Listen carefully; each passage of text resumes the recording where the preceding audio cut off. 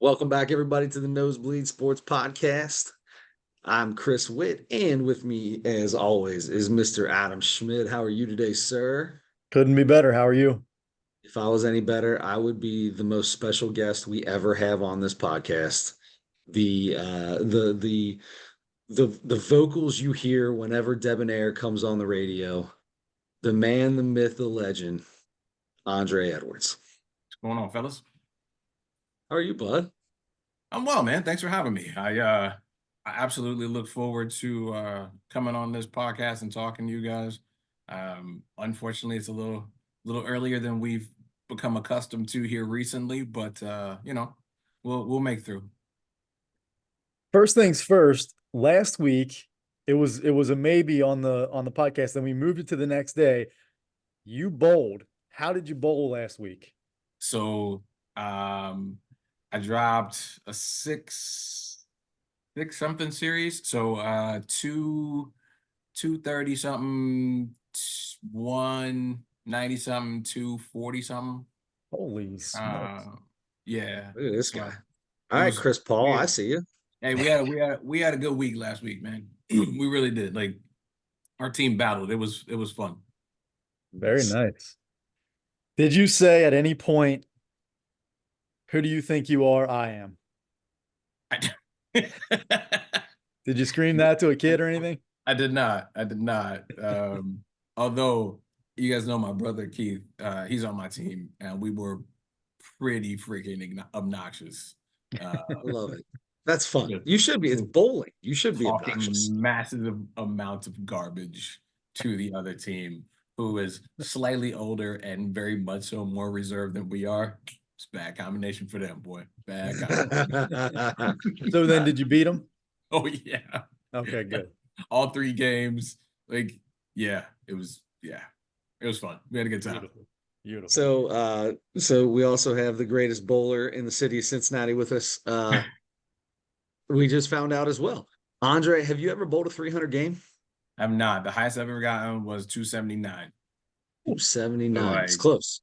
What was that? Two? Struck the first 3 frames, had a spare 9 in the 4th, and then struck out the rest of the way. So I missed 1 pin. Man, how does that feel? What's that feeling like when it's over? So I don't know. The reason why I say that is because my anxiety wasn't where it could have been if I was like in the 9th or 10th frame. You know what I mean? Mm-hmm. Because No, I'm saying, like, what does it feel like? Because I already knew I wasn't getting a 300. Like, a 300 wasn't possible. It was just like, oh, this is fun. Like, you're just it's kind of like when you think about basketball and player says, like, the hoop just looked like I was throwing a basketball in the ocean. Like, it was just that big. And, and so you kind of find a groove to where every ball you throw is like, oh, that felt good. Oh, yeah, that felt good. Oh, yeah. Got a little lucky on that one, but oh, that felt like most of the balls you throw, you're like, yep, that's a strike. Yep. Brooklyn in there every now and then. Every once in a while, look, man, you can throw a ball that you feel super confident about. You hit everything right. You delivered it exactly the way you wanted to do it, and it leaves a 10 pin or it leaves a 7 pin or that's just the nature of the game. And I'm not a professional by any stretch of the imagination. I bowl once a week, but that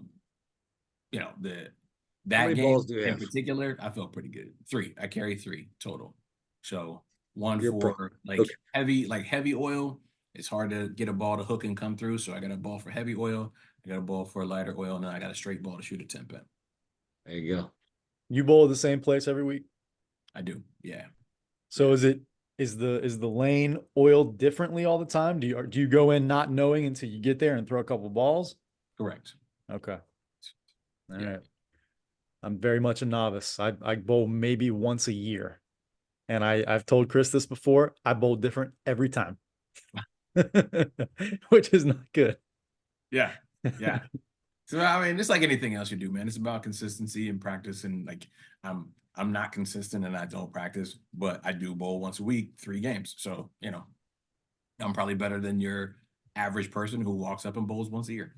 Mm-hmm. My problem with bowling is I throw it straight and I've been doing it my whole life. And I'm scared. Like whenever I start bowling, there's always somebody there that I want to beat. So I don't want to change it and just try something new when I'm bowling. I never get the opportunity to give the old hook, give the Yeah. old spinner a chance. Yeah. I Yeah. had no idea how to do it. It's super interesting stuff, man. If you ever really got into it, like the way the cover stock on the ball is made, the way the core of the ball is made, the way they fit it to your hand, like there's all sorts of ridiculous things that go into bowling if you ever really want to be good It's a at it. bowling one day a week. I carry about somewhere between a 190 and a 200 average. Um, and again, I don't bowl enough to be really, really good, but better than your average person who just gets up and bowls a couple times a year. There you go. There you go. All right. Well, Andre, this podcast today is not about bowling. No. However, if you find any way to get us off track, we will do it. We've been known to, we've had what we thought were going to be the fastest podcast turn into 2 hours with just two of us. So it's not hard to get us off track and continue off track. So I'm going to try to rein this thing in. All right, let's regroup. Andre, you come on to talk about the Bengals. The Bengals, not what we wanted. However, after Burrow coming from being hurt to start the season, got into a little bit of a groove. Browning got hurt again. Browning comes in. First game is what it is. He kind of gets into a somewhat of a groove. Let's start with some positives. What did we learn about this team positive with the injuries to those to Burrow? So I think first things first is you got a solid backup quarterback going into next year, right? Like we didn't know who Jake Browning was. We've never seen him play for any extended amount of time in any sort of game that really mattered. And he beat out Trevor Siemian in the preseason, and everybody was like, well, he kind of won that by default because Siemian was just garbage.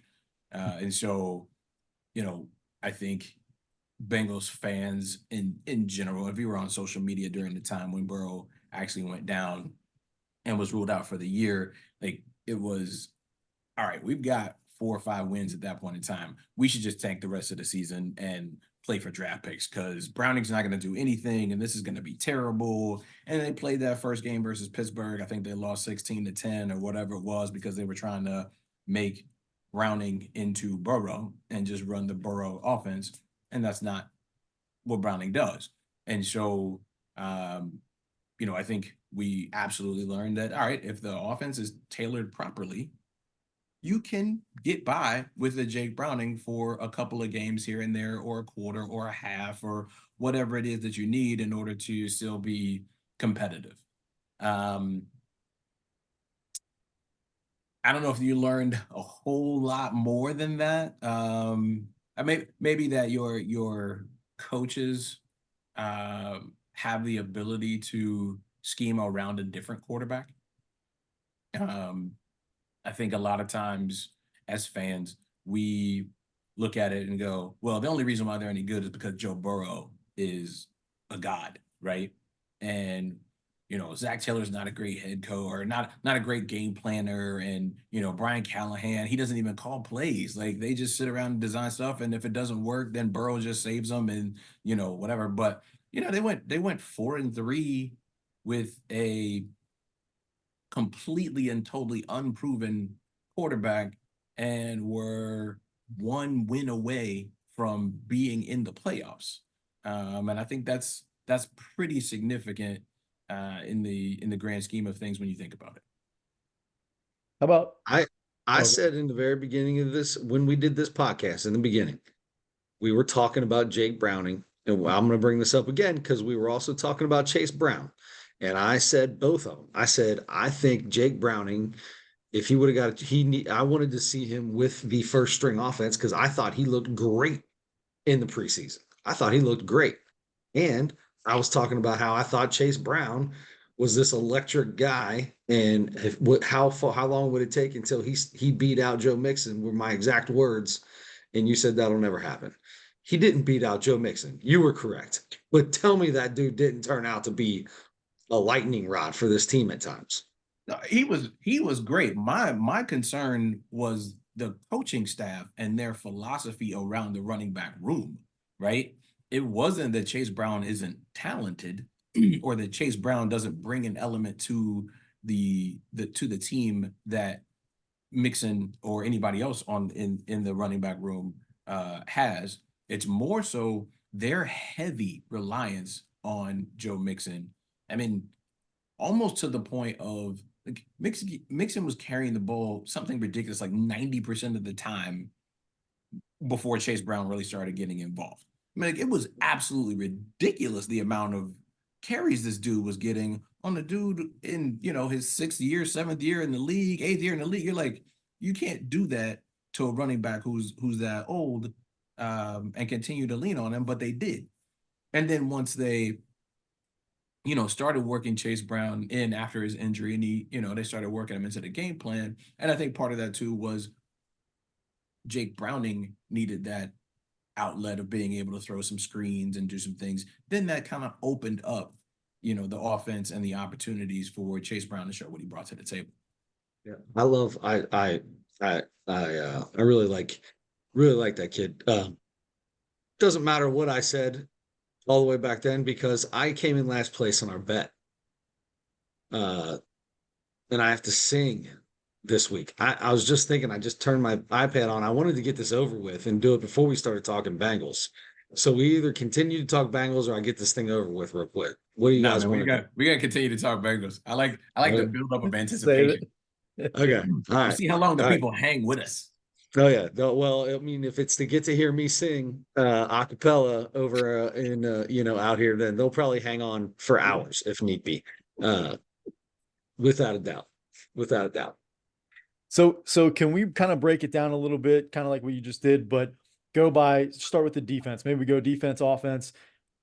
On the defensive side, just a general evaluation of how you felt about the season and more people who stood out fine, but most importantly, what positions need to be upgraded in the offseason, whether it's through the draft or free agency or whatever. Sure. I think my general reaction to the defense was surprise.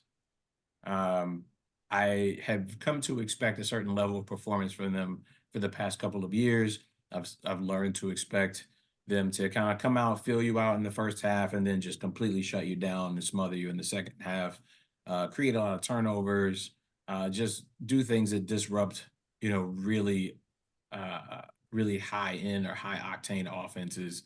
You got the, Lou Dini, the mad scientist, Lou Anarumo, like all the different nicknames and whatnot that we gave to him over the last couple of years.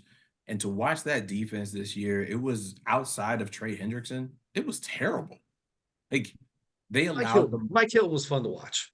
He was fun, but they were terrible. I mean, as a defense as a whole, they were awful. They allowed the most explosive plays, and an explosive play being anything over 15 yards by run or pass.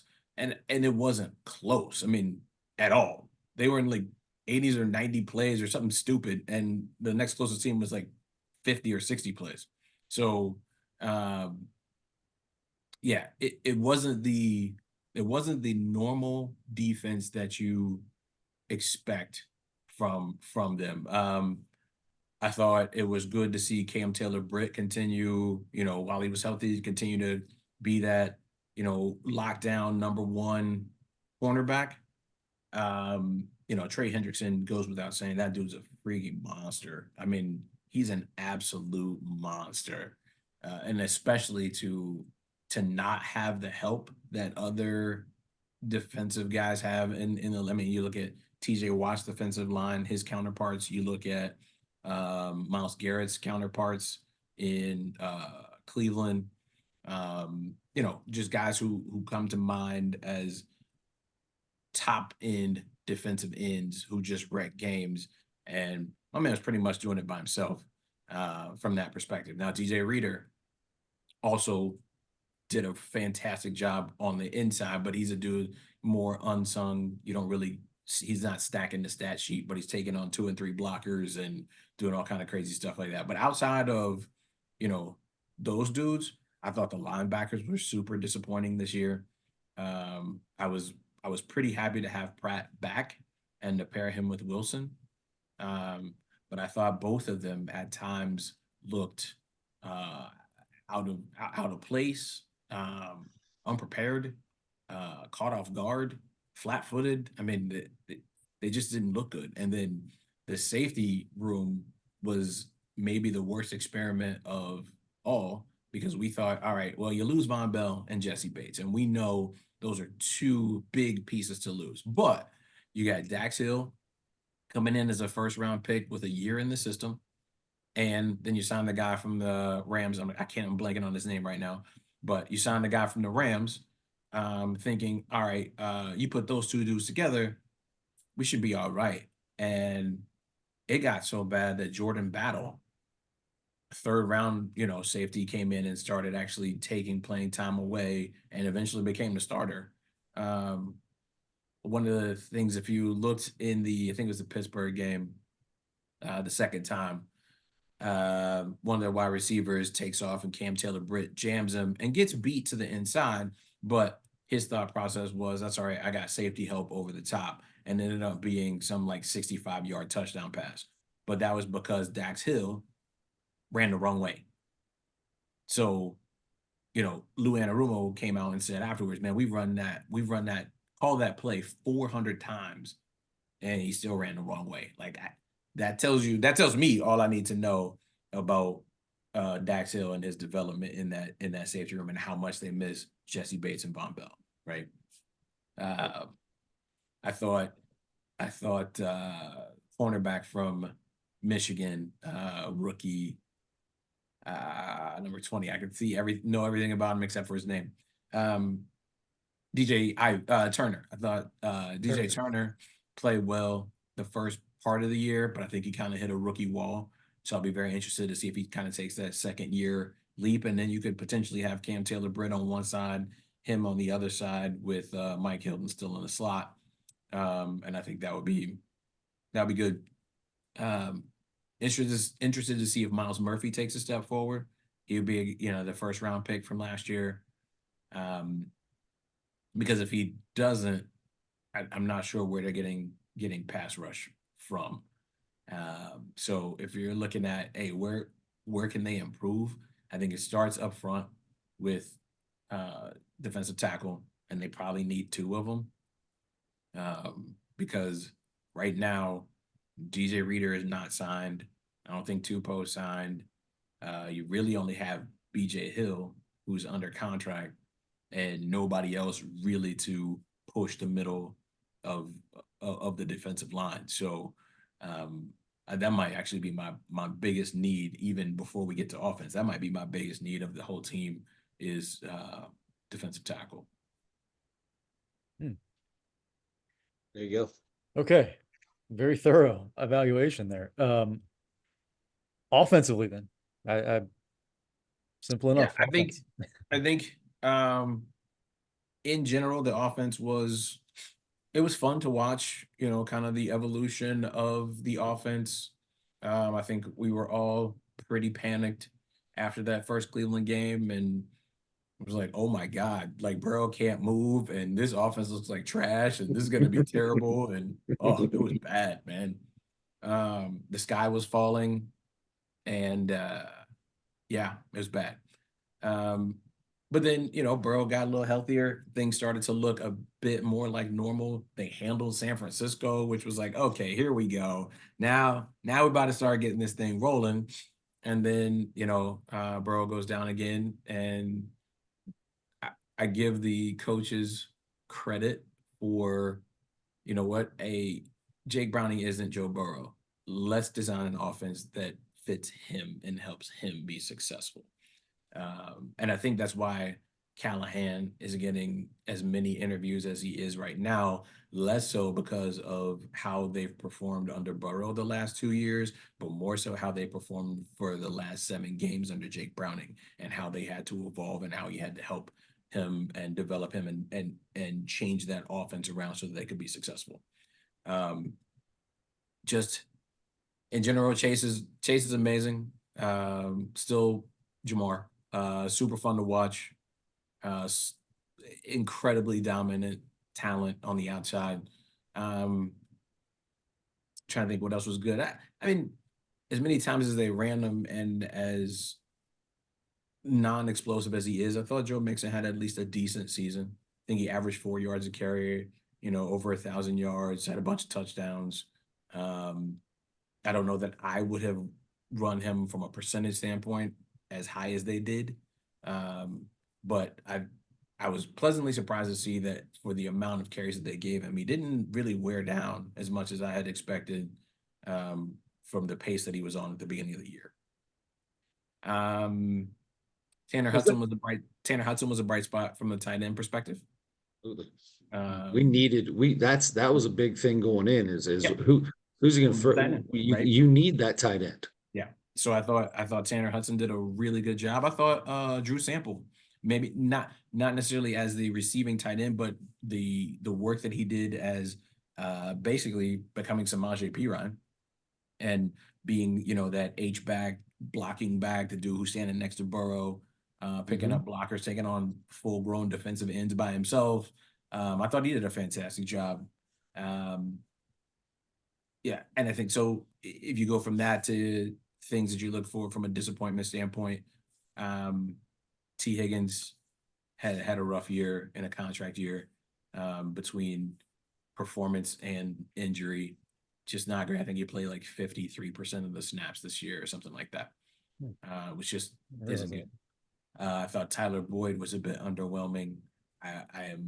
We have become used to him being just a dominant slot receiver, right? He missed a lot of passes. He dropped like 4 or 5 passes this year. He had like 1 drop pass in 2.5 years. Yeah, before that, and threw an interception. Yeah, that's Callahan's fault, though. Man, yeah, throwing the ball back and forth across the field. That play call was ridiculous. Don't ever do that. Inside your own 20, like don't ever do that. That's dumb. Crazy. So yeah, he took a step back for me. I thought Orlando Brown was okay. Not great, not dominant. I think at some point he hurt his groin, and so that kind of hampered him a little bit. But I think I probably had a little bit higher expectation for him than what his performance dictated. And Irv Smith was garbage. I was disappointed with Irv Smith because I thought in preseason he just seemed like that big tight end that was going to be what Tanner Hudson ended up being. And yeah, that was a big disappointment. Usiavu, whatever that kid's name is, he was fun to watch every now and then when he got to get in there. What's that guy's name? Andre Yoshibas? Yosivach. That's Yoshi. it. Yoshibas. Yoshi. Yeah. I can never say it. Just I'm call getting him old, Andre. man. Makes I'm it getting easy. old. I'll call him. But I don't want everybody to mistake for the He's best. the one making lots of money. I am not. Yeah. I thought he was fun. I do need to go back and give credit to Jonah Williams. He takes a lot of heat. You only talk about him when he gives up sacks. Nobody ever talks about when he has really good games and shuts out all these other people. Myles Garrett has beaten a ton of people in his career. TJ Watt has beaten a ton of people in his career. But I thought from Jonah not having played right tackle since freshman year at Alabama to make the move not only physically but mentally from left tackle to right tackle, I thought he played admirably and did a pretty good job throughout the season. I don't think they'll bring him back, but I think he did a pretty good job for what he was asked to do. What is this offensive line? Where's the offensive line going to look like next year compared to this year? Are we going to go through a complete? I think they bring, as far as the Bengals are concerned, I think they bring back 4 of the 5 starters.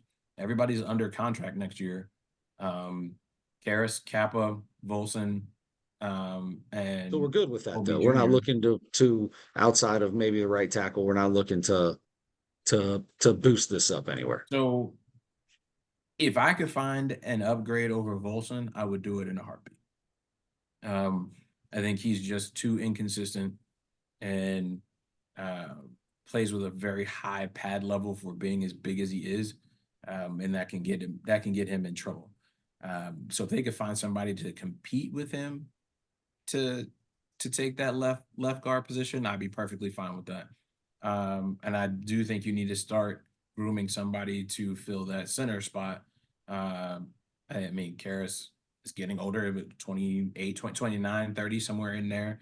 And I don't know that we have a viable backup to center on the roster. Like Trey Hill has been inactive since he's been here, and the dude's been on the team for like 3 years. So if Karras were to go down for some reason, I think they cross-trained Max Sharping to take that spot, but he's a free agent. So I don't know that you have a really viable backup on the roster. Okay, well, so that'll be interesting. Oh. Well, go ahead. Oh, Go ahead. sorry. Adam. So if your first choice for an upgrade is defensive tackle, what is your second choice? Well, you're gonna have to replace Jonah Williams at right tackle. Because that's a big spot because we tried to do it 2 years ago and that didn't work. And then we just moved over our number 1 draft pick and that worked, but he's gonna be gone. Right. And technically speaking, you don't have anybody to play the position right now at all. So there's a couple ways of going about it. You can look at free agency, trying to get somebody, middle of the road from a cost perspective and probably from a performance perspective. I think they're projecting Jonah somewhere between 16 and 20 mil a year, and they're just not going to pay that kind of money for him. Plus, they're looking for a different body type. You look at Orlando Brown, huge guy. You look at Volson, huge guy. You look at Kappa and Karras, still just giant humans. And Jonah is more slight, more athletic, has better movement, but just not a big body dude. And I think that's what they're looking for. So I would say they look, from free agency perspective for somebody like that, and then back that up with either a first or second round pick, based upon grades and evaluation and how they fall. But then that's what you do there. And then I think the other big thing that they would consider is, do you tag T? That's what I was just gonna say. What does that go? Do you try to him? trade him now? Do you try to trade T. Higgins? So do you Or want? because if you tag him, you either sign him or you're gonna trade him. You can't lose. You can't get nothing for him. Right. So my philosophy is probably different than what the Bengals will do. Based upon what Burrow said in his last interview, which was like, yeah, we expect T to be here next year. Like, we expect T back. I believe the Bengals would tag T, ride it, pay him 20 million, 21 million, whatever that tag is, and ride that for the year. I would not do that. I would tag T and trade T. And then go out and sign, some decent wide receiver, veteran wide receiver or two, and then look to the draft to, continue to groom somebody to take that next step. I would not pay T. I mean, I love T. I love who T is. I love what T brings to the table. In the 4 years that T. Higgins has played for the Bengals, he has played an average of 63% of the snaps per year. Less than, over a third of the time he's not on the football field. And that's without being the number 1 guy getting the most Correct. targets and all that. Correct. Surprises me still. So, I think the most amount of snaps he's played in his career is like 68% of the snaps. I mean, he's just not durable, and unfortunately, it's soft tissue, so it always seems to be a hamstring issue that keeps coming back. Those things tend to repeat themselves, and as much as I love his production and as much as I love what he brings, I don't know that I can justify paying $20 million for a dude who's only going to be on the field 2/3 of the time. This is probably going to be a dumb question, but can you fill one of those needs with a trade for him and probably other things? So you can fill it either through draft capital, right?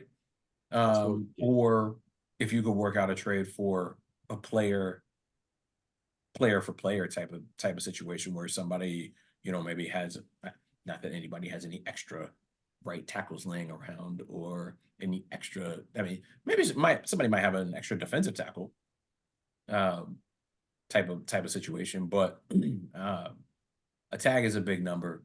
Adding 20 million to anybody's bottom line is going to be pretty tough to swallow.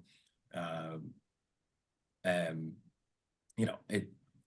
I'm not saying it's impossible. It happens. And that would certainly be what I would be looking for. You probably could get, call Carolina. They need, Bryce Young is in desperate need of some sort of wide receiver. They got the 33rd pick, which is exactly where T. Higgins was taken, 4 years ago. Hey, we'll give you T. Higgins for your 2nd and your 5th. Right. Yeah. And then I go out, I sign a couple of dudes in free agency and draft my T replacement at 33.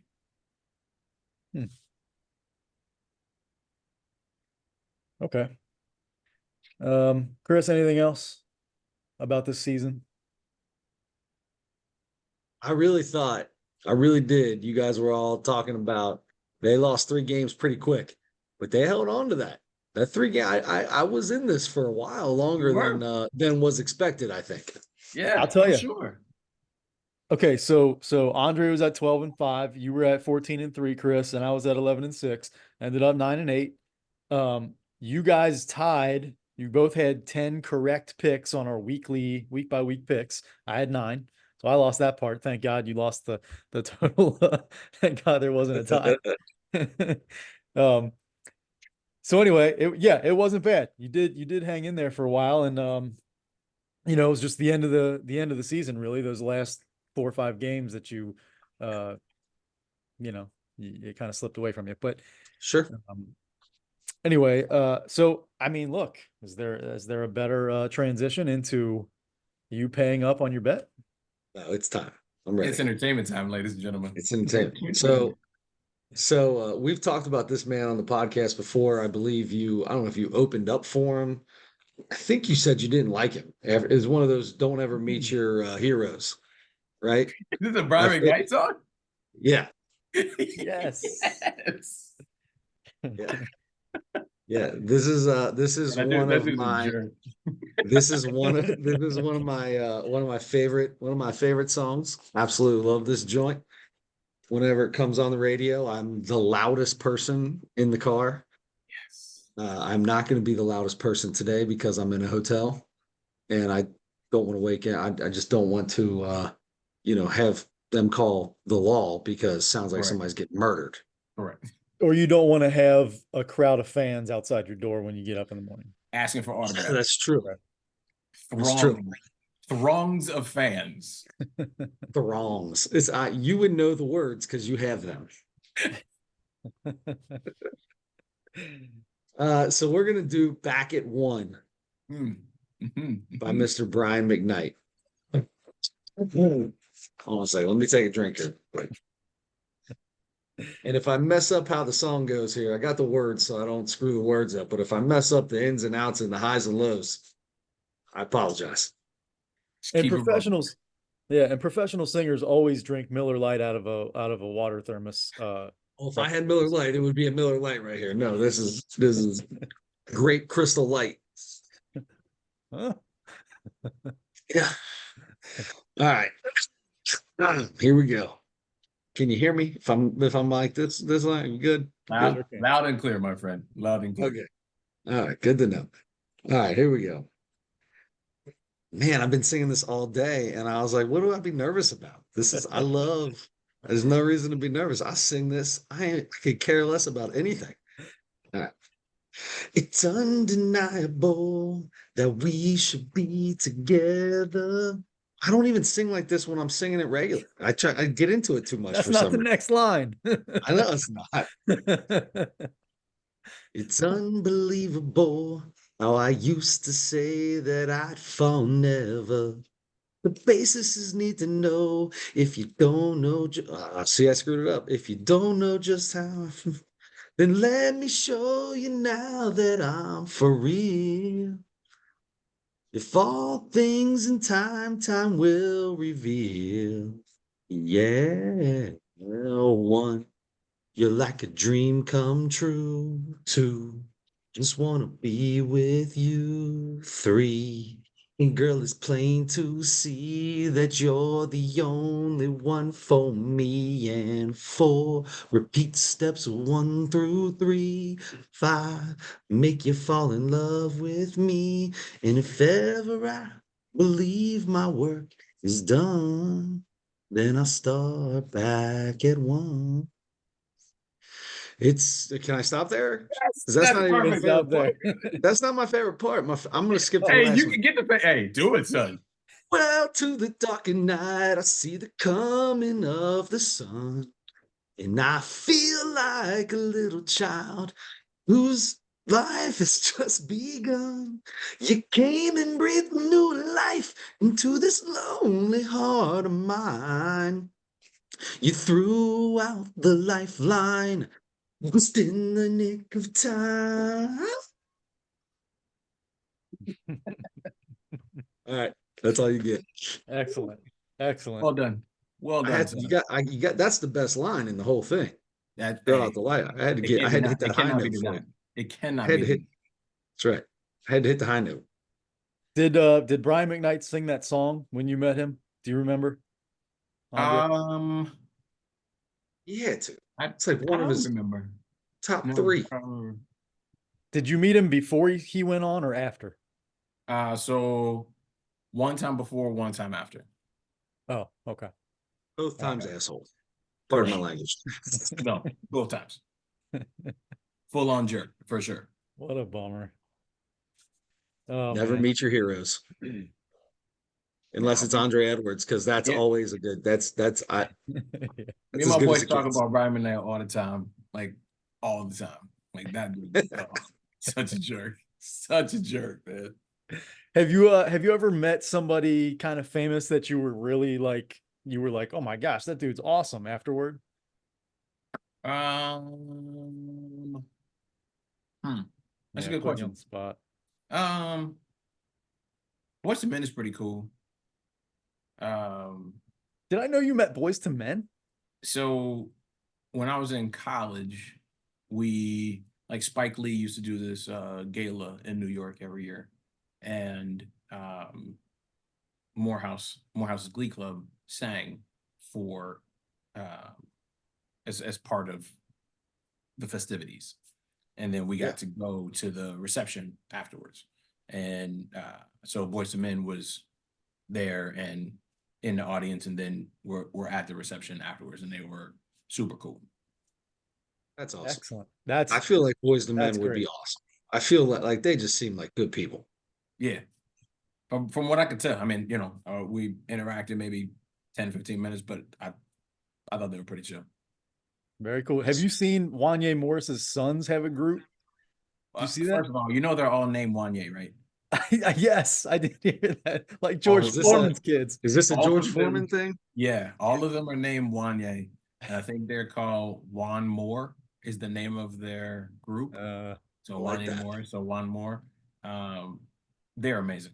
And I think is the oldest, maybe not his oldest, but that there's one of them that sounds dead on Wanye. I mean, if you closed your eyes, you would think it was Wanye singing.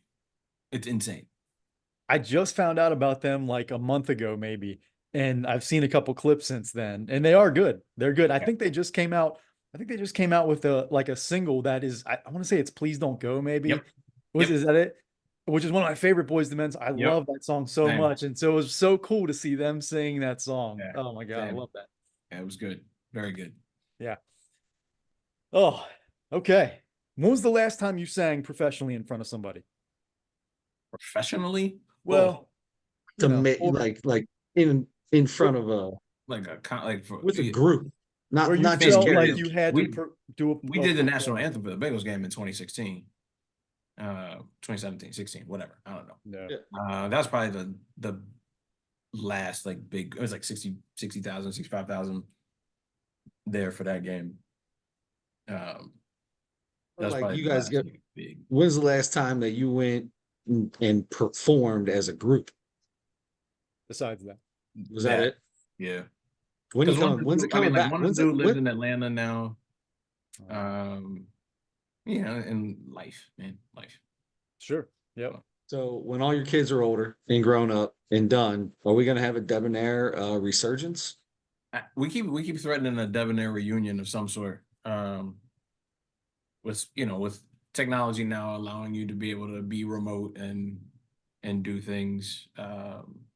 But who knows, man? Hey, if I ever get married, I want to hire you guys to sing at my wedding. Done. Yeah. Yeah. Trust me, buddy. You're safe. You don't have to worry about it. That was the safest. That was the safest done you've ever given out. You will never have to sing at a wedding. Oh man, yeah, you probably don't have to worry about that. The Anyway, amount of times I've heard Adam say, "I just don't want to get married." look, I'm not closed to it. I'm not totally closed to it. I'm just very, very, very picky. It's too She wants much to for stay me at to her be. house, and he First still of all, gets his house. I like the immediate backpedal of I'm not close to it. I'm not very close to it. I'm just wait, hold on. I am close to it. I just want to be clear about that. I'm just not all the way close to it. Yeah. Very much so. What are you gonna do? Bumble's not working out for me lately, but it's gonna be fine. It's gonna be fine. It's all right. You got the Hinges and the Real Big Fish and all them other ones out there. I'm on all of them, man. Everybody's Farmers only. I mean, like, bro, farmers only. Date for the Jewish folks. All right, we got one more thing to do. If you're up for it, if you I'm prepared, ready. I got it. Mount Rushmore of current NFL head coaches. So for everybody listening, you guys know this, but anybody who's lost their job or retired or anything since the season ended, not eligible. So like actually current on a roster head coaches. Yep. You are our guest. Please. The floor is yours. In no particular order. My 4 Mount Rushmore coaches would be Andy Reid, Mike Tomlin, Harbaugh, and Shanahan. All right, Chris. So I got to say that Mike Tomlin, not just the fact that he's Pittsburgh's coach. We had this conversation last week. Me and Adam just talked about this. I have for a coach to interfere with a play on the field is the most annoying thing in the entire world. I used to think that Mike Tomlin was the guy that I would love to have in Cincinnati. Yep. That after that day, done. You can't come back from that. To me, that's a hard one for me. I get it. Step out. I understand your reasoning behind why that would eliminate him from your Mount Rushmore, hypothetically speaking. Doesn't mean he's a bad coach. The guy's an unbelievable coach. He took an absolutely terrible team to the playoffs yet again. I mean, I'm to there. never have a losing season in the NFL is freaking insane. Yeah, absolutely. Especially with some of as on the offensive side, like the last years of Ben Roethlisberger were terrible. And the last 2 years of Kenny Pickett were terrible. Mason Rudolph. Let's go down the list. The fact that he can, come out 50-50 when they were 16 games or 9-8 since there have been 17 games with that roster. I'm with you. I'm with you on that. I just cannot put him up there because of that. It just irritates me to no end. Sure. Who was the guy in college? There's a guy in college that did it too. And if you ever told me that he would be a coach if my son would never play for you in college, if you ever stepped on a field and tripped somebody while they're running down the field like that, there's no way. That's not the kind of guy that I want coaching my son. Anyway, so I'm pretty close to the same. So Andy Reid, Jim Harbaugh for sure. Just longevity and the where they are all the time. They're always at the top. And then I'm gonna go.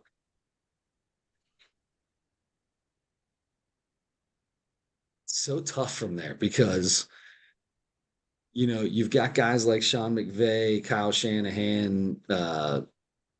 Who is after that? I don't even know who you would start going after that. So I guess I'm going to go Andy Reid, Jim Harbaugh. Who else did I say? I didn't say anybody else. I only remember those two. No, you didn't say anybody else. Well, then I guess I got to go with McVay and Shanahan. There is nobody else that I would put. You can't put anybody else up there yet. I mean, who would you put up? There's no one that's been around long enough to be on a Mount Rushmore. Right. And Well, quick I guess that's correction, the point of it's the John current. Harbaugh. Jim Harbaugh's in Michigan. What I got this guy in my head. Yeah, whichever Harbaugh it is. I don't know who either one of them are. Did you? How good is it to be a Harbaugh right now? Yeah. Did you hear what Harbaugh's got all this stuff that he's demanding to be in his contract and all Immunity. this like I want immunity. Full immunity. This dude is he is something. That's what I'm gonna If do. there's I'm gonna negotiate my next contract with my next job. I want full immunity. If I decide to act a complete jackass, full immunity. From getting fired? Is that what he means? Yeah. How do you can't have that in your contract? Well, so, that's like Cat Williams saying he had what's his name has to be an address. Hey, Smiley has to be an address. You want to be in a movie with me? Smiley's got to be an address. Period. Because that's the only believable character he could play is a woman. Yeah. Oh my God, dude! Did you watch that 3 hours? Or did you just see little clips of it?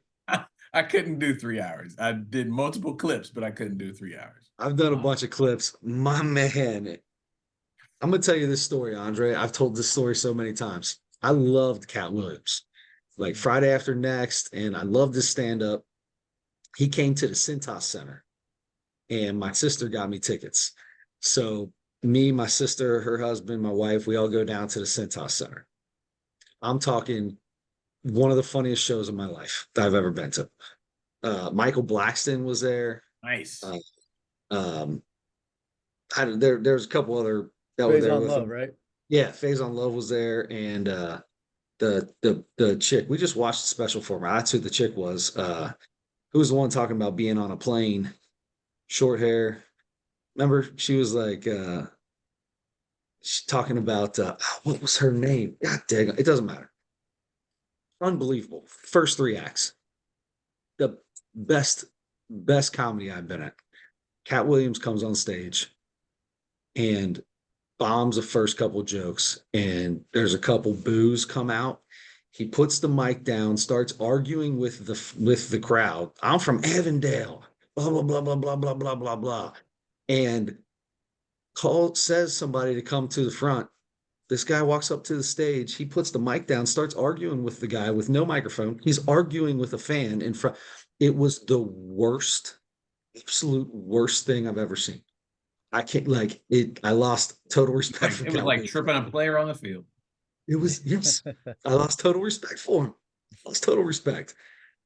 Anyway, that boy, he's something else. He's something else. He's a lot of things. A lot of things.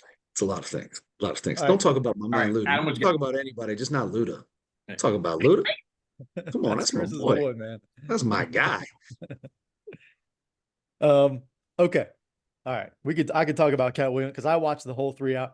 I could talk about that forever because he's insane to me. But anyway, Everybody's got his back. Like It's crazy. they keep finding things that were right, and that's the problem. Is I think he threw enough legit things in there that the rest of it just blow your mind. Go ahead, Adam. And now he's got Kevin Hart's ex-wife on tour with him, I heard. That's Like, bad. dude, come on. That's bad. Take it easy. All right. Andy Reid does not have Kevin Hart's wife on the sideline with him, but he's the number one for me, I He think. does have Taylor Swift. He's got Taylor Swift on his side. He doesn't need Kevin Hart's ex-wife. Yeah, well, I felt a lot better about mine as Andre went, because my first three were Andy Reid, John Harbaugh. I said Jim too. John Harbaugh and Mike Tomlin. Chris almost talked me out of Mike Tomlin because of that. I totally forgot about that until he said that last week. I did watch the video though before this. It wasn't as bad as I remembered. So It doesn't have to be bad. It doesn't have to be bad. It just has to be intentional. But it still looks like there's a chance it wasn't though. I don't know why he had his back turned to the play, but Get out of here. maybe he was watching it on the big screen and he had a foot on the field. Quit. It's his team's fault. If they would have made the tackle, but way back there, it wouldn't have happened. And he wouldn't have had to step out and tackle a guy. He didn't tackle. He got out. He jumped out of the way. He just nudged. They give him a brush. He did enough. That's enough. I think a couple. So it's okay for now on. Next time that they're in, when I'm coaching my son's baseball team, we play constantly. Next time, I'll just take a kid and I'll push him out of the way when a ground ball's coming to third and I'm coaching third. Let the ball come down. I won't push him. I'll just somehow just being obvious. Somehow I'll fall into the field of play and just barely touch him. But I had my back turned. I don't know what's going on. He's rounding third. You just turn and look at home while he's rounding. And if your foot happens to step into the baseline while you're that's not on you. How could you know that kid would be running in that precise spot at that precise time? I don't know. See? Unintentional. Anyway, I love to listen to Mike Tomlin's press conferences and stuff. I don't care to watch a game, but I like to listen to that guy talk. He's I would run through a wall for that dude. Yeah, like, just to listen to so that. motivational. He's like, yeah. Him and the dude for the Lions. Like when those dudes, if I was in a locker room, those dudes started talking. Cool, let's go. Yeah. You know what? Those were my first three, and I had like 4 names down to choose from. Since you just said that, in the season they had this year, I'm going Dan Campbell. Let's do it.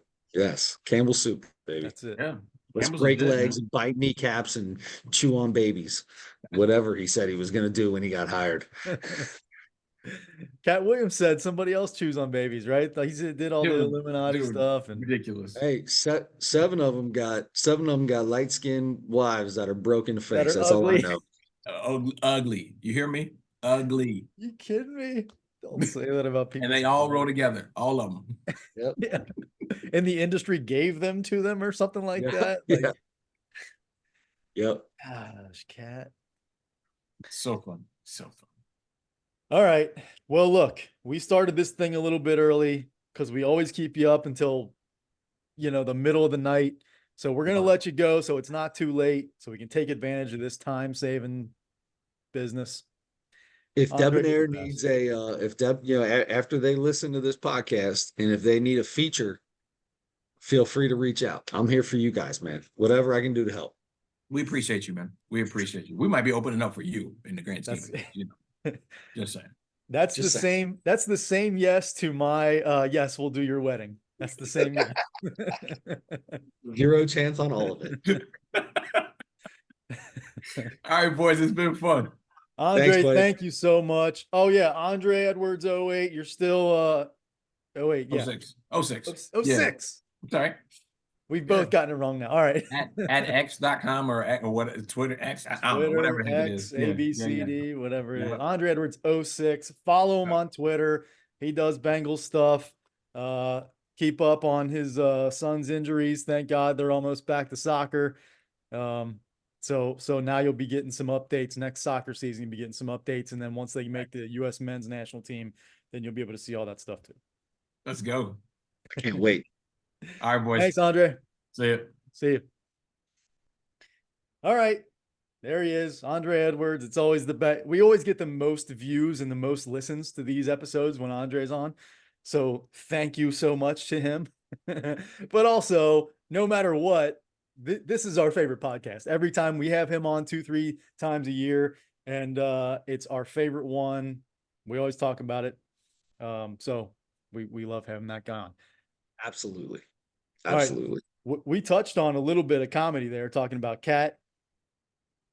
So I think that's all we've got left, really, right? Yeah, let's do it. Do some unless you had anything happen. You're on the road, buddy. Anything Yeah, today? no road stories today. Nothing crazy. Nothing right. crazy today. Well, before we jump into Pete Davidson, Turbo Fonzarelli. Before we jump into that, you and I got to see Nate Bargatze live in person in an arena last weekend. Where's it rank for you? First of all, how did you love the show or not like the show? How did you like the show? And where does it rank for you as far as live performances of comedy? I went and saw him here in Columbus once, and that was awesome. He was the two openers that opened for him was the guys that do his podcast with him. They were unbelievable. He was great.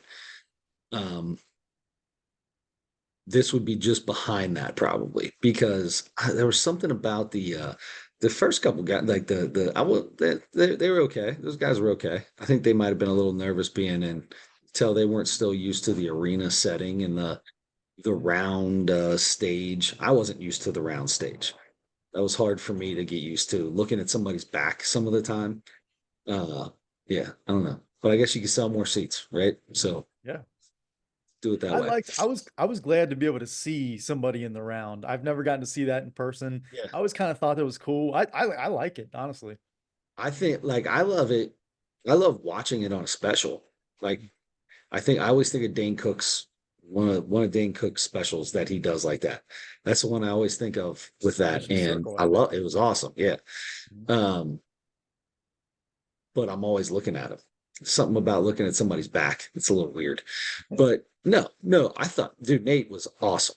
That dude he is so funny. That he was awesome. Absolutely awesome. The last guy that came on right before him was pretty good. No, I had a blast, dude. I mean, Nate is, I don't know that he's ever had a bad show. I don't know that he can have a bad show. He's very solid. God, he's so good. Very polished. The dude's very polished. Yep. He's I agree. It was awesome. I loved the show. I thought all of his openers. He had a host and 3 openers. And I told you that I was like, he's gonna have 4 dudes go up before him. This show is gonna be 6 hours long. We're gonna get home at 3 a.m. They all went 10 minutes or whatever. You know, so it went really quick. Yeah. And then Nate came out and did his hour or whatever. And it's good. And I think it's probably, I'm guessing when we see the special that these jokes are on, it's gonna be even more polished. I think it's going to be a little bit it's probably going to be even better, which is crazy to think. Because he'll keep working on that stuff for a little bit, and then maybe sometime this year in 2024 shoot whatever he's got. Yeah. Anyway, yeah, that was super fun. Seeing Mikey and Corey and going to Skyline with you guys. That was the best part. Going to Skyline. Anytime you go to Skyline, it's always the best part. Yeah. And then you and I really let ourselves go after that. And we started, I'm just gonna say it. I'm outing both of us. I mean, we went nuts. Okay, you stayed in the car and you're like, Adam, come on, man, you gotta stop this eating junks. And I told you when we got in the car, I said, my son's got pneumonia and I want to get him a shake on the way home, but I don't want to do it if you're struggling. I don't want to. If you're not going to be able to do it. And you didn't get a shake, did you? I did not. No, but you got chocolate glazed Kit Kat. That's for sure. Oh yeah, I did. And some Reese's sticks and yes, you did. I get? Something the caramel Reese's. The caramel, yeah. We got another caramel Reese's. Yeah.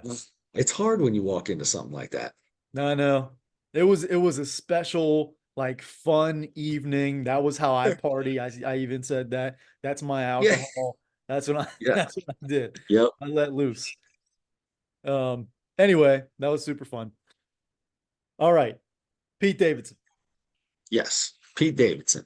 Cool. Adam, I am super excited to hear what you think about this. I'll go first. I'll tell Please, you. yes. I'm interested in you. We have watched a couple Pete Davidsons, two or just the one?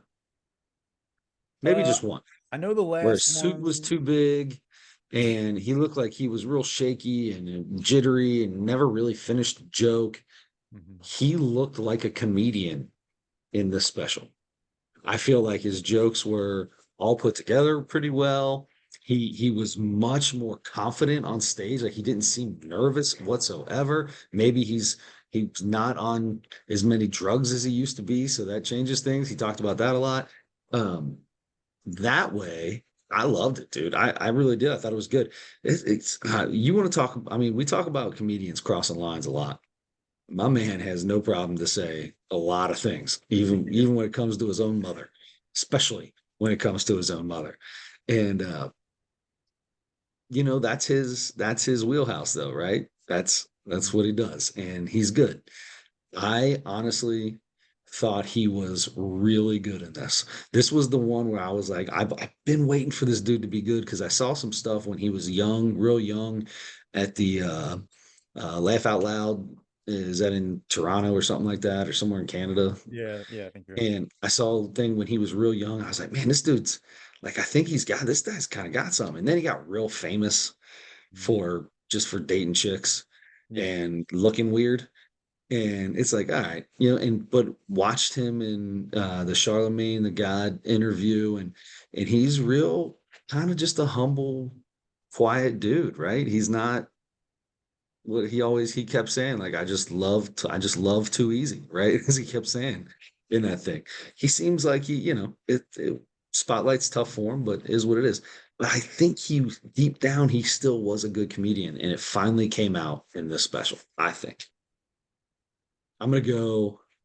I'm gonna go. I don't think it was a 4, but it was right there. I'm gonna go like 3.9. Okay. Right on. All right. Um, I agree with you that he looked a lot better. He looked like a comedian. That last special, he didn't even look like he belonged on a stage. I mean, he was so unprepared. The jokes were not finished. It was, yeah, it was not good. Um, and even his time on Saturday Night Live, I've never felt like I could pick up on his comedy. I just could not relate to it or something. There was something, it just wasn't for me. Um, this was a better special than the last one. Not saying much, but better. And yes, just the fact that it was his confidence and his posture, and he even did some like silly voices and stuff. I don't remember seeing him do before. Mhm. Um, and he was super edgy, like you said, all the stuff about his mom, the stuff about the Make-A-Wish kid and all that. Yeah. He killed a Make-A-Wish kid in his joke. Um, he did. I mean, he really. I wrote these down. He kind of did 5 jokes the whole time. I had the Absolutely. mom stuff, the Make-A-Wish, the stalker, the house hunting, and then the mom's Twitter account. And he did a lot with all of those, right? Yep. Um, you know, it just didn't. I just didn't laugh. There's still too many jokes that I'm like, that's kind of easy. That's kind of an easy joke. Like, or I think he could, if he really thinks about it, and like, I don't know how long he's worked on that same material, but it seems like there's more to develop in some of these things still. Um, so I don't know. I just can't connect with his humor for some reason. Yeah. It's just That's why not I for was me. I was interested to see because we always talk about how you get you think about how you think about somebody. It's the same way that I am with Jim Gaffigan. Yeah. I just don't. There's something about that dude and the way he comes out and his delivery and everything like that that I don't laugh. Yeah. I mean, I just is what it is. And Yeah. I knew that I kind of felt like that was going to be how this was going to be with you. But you have to admit that he looked like a comedian again. Yes. Yeah. Yeah, I agree with that. So for that reason, I give him a couple of ha's. I put a 2-4 down. Oh, okay. I know it's pretty Less low. than half. All right. They I mean, were I get it. I get it. maybe twice he said something and I went, huh, and that was it. That was it. And then there were other times I'm just like, he does 10 straight minutes and I'm just staring at it. I'm like, and the crowd laughs 15 times in those 10 minutes. And I'm just like, I don't know. I don't know. I mean, good for the guy. I want him to be successful and all that. And gosh, his dating life's been super successful, uh, in some ways, In but some ways. in some ways. But anyway, it's yeah. It just, I don't know. It's just, I mean, good for him. I hope he keeps doing it and everything, and I hope he keeps getting better. At some point, maybe I'll feel different. And I honestly, I went into this, I think, with higher expectations. I kind of felt like, okay, I think this one's going to be better. And it was, but just not enough for me, I guess. I don't know. It's just it's not your guy. Not my cup of tea, I guess. Not your cup of Joe. Yeah. Yeah. There you go. Anyway, I don't know if you don't have anything else, we can pick our stuff for next week. All Let you right. get let you get to bed. You had a long work day. You got Oh, I another got a long long day one tomorrow. tomorrow. You're out of town. It's yeah, I feel for you, man. You got to get some rest. No, it's all good. I still got a couple more price pages I got to put together after Oh, this. So yes. got it. No problem. Nice and easy. Okay. So we've got comedy and Mount Rushmore Mhm. to pick out for for next week. Adam, you want to start us off? You want to give us what you're going to do for comedy while I look around the room and decide what I'm going to do for Mount Rushmore? I might have it already. So go ahead. Um, I'm gonna go. Let's stay on Netflix. There's another brand new one that just came out this week, I believe. A guy who works at least part time on Nate's podcast. Not really for Nate or whatever, but he goes on the podcast frequently now. Dusty Slay, who I believe we did his last special, I'm pretty sure, Yeah, I on think we did. Netflix. Yeah. And I remember thinking it was great. As soon as I saw that guy, it was like I saw that one and I was like, okay, I like this guy. Yeah. Called Working Man. Like it. Working Man. Working I man. like I it. see it right here. Yep. Good to go. All right. That's it. What do My you got? Mount, Art, my, beautiful hotel art, the Mount Rushmore of. I mean, it doesn't get much better than this, Yeah, that's on my Mount Rushmore of beautiful hotel art. especially with my face in the middle. It kind of Um, looks like one of those things, one of those 3D things like you have to focus your eyes on from when we were yeah, kids. And then it really, turns, there's a train in the background. yeah, shape comes up. Yeah. Yeah. Um, so have we done the Mount Rushmore of pizzas or pizza toppings? Ooh, I don't think pizzas. I'm trying to think pizza toppings. It feels like we had to have, but I don't remember. So let's do pizza toppings. Let's do pizza toppings. Because You want remember to do when I pizza told you toppings today or do that you want to do pizzas? no pizza toppings? Okay. You remember when I told you that I was going to get a salad for dinner? What I got would a you get? I got Pepperoni and I got a pizza. nice. I Well, got you know my what? go-to. At the pizza place, they sell salads. So you were salad adjacent. I mean, I think I that counts was. a little bit. I was. There was a vegetable on my pizza, so Oh, first of all, gross. Second of all, good for you. That counts as a salad to me. on my Mount Rushmore. Will be on my Mount Rushmore. Oh, are you a pine? Never mind. We'll save it. I said vegetable. Oh yeah, that's a fruit. See, that's what I mean. That's why I had grapes twice on my fruits. So I don't even know fruits. I love it. That's awesome. All right. All right. So we've got Dusty Slay, Working Man, and we've got Mount Rushmore of pizza toppings for next week. And God knows what else. Mm-hmm. So till then, don't forget to turn your headlights on.